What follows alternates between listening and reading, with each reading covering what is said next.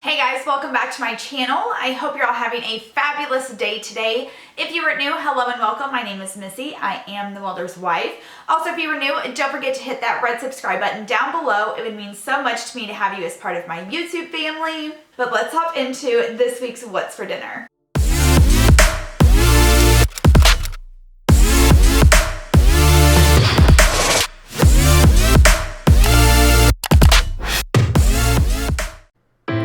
On the first night, we're going to be making Mississippi pot roast, and if you've never had this, you have to try it. It's so good. So you just need a ranch packet, an Aus Ju Gravy Packet, a fourth stick of butter and pepperchinis, and then of course a chuck roast of your size. Of course, if you guys are new here, I always use crock pot liners.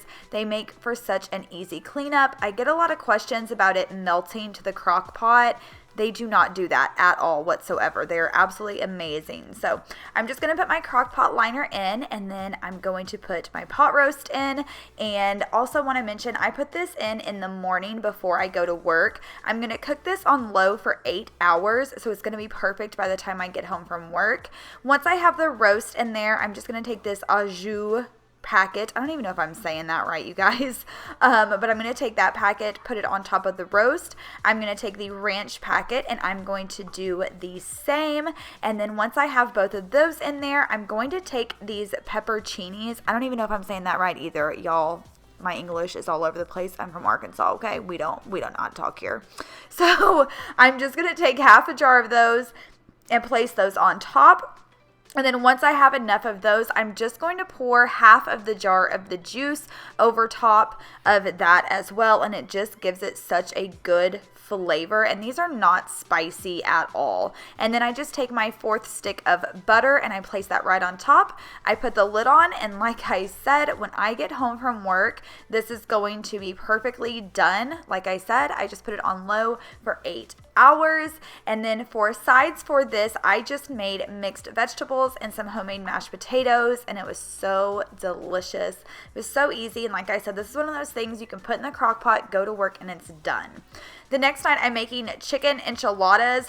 This is super easy as well. I made homemade queso, which you guys have seen me make so many times on my channel.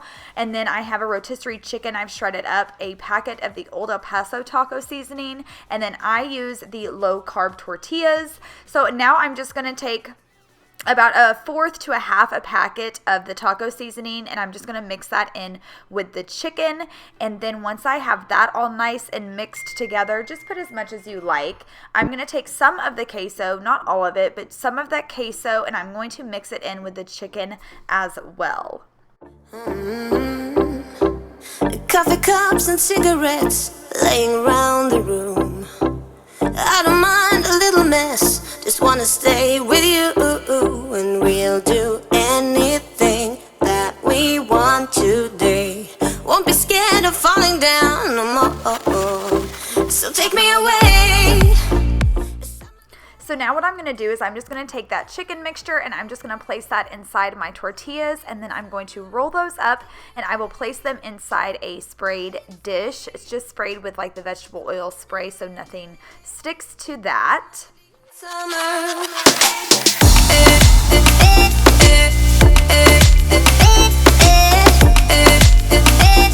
Oh, my Indian summer.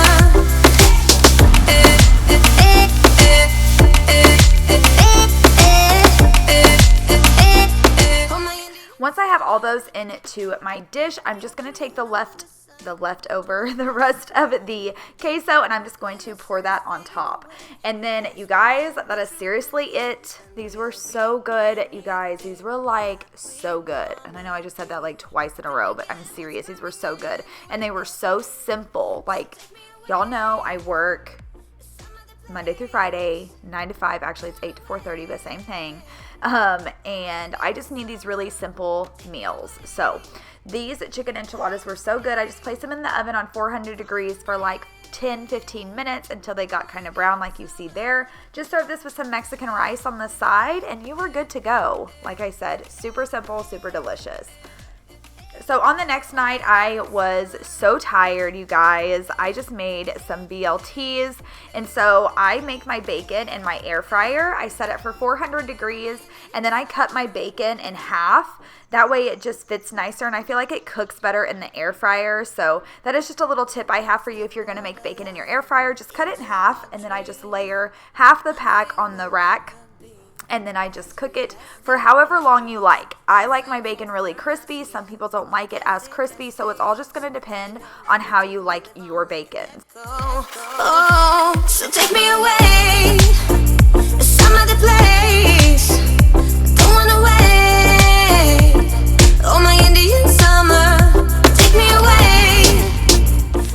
So another tip that I have for you guys is every couple of minutes, probably every 3 to 4, I would go into your air fryer and just shake it, or, move it around, just that way it gets cooked nice and evenly, and then of course so you can check on it as well. So that's all I did, and I actually didn't have a BLT, I had a BT, I guess. It was a bacon tomato sandwich. We put mayonnaise on ours, and then I just served mine with some pork rinds on the side just to try to cut down some of those carbs. So anyways, I hope you guys enjoyed today's What's for Dinner. If you did, please give it a thumbs up. Don't forget to subscribe before you leave, and I'll talk to you guys later. Bye. And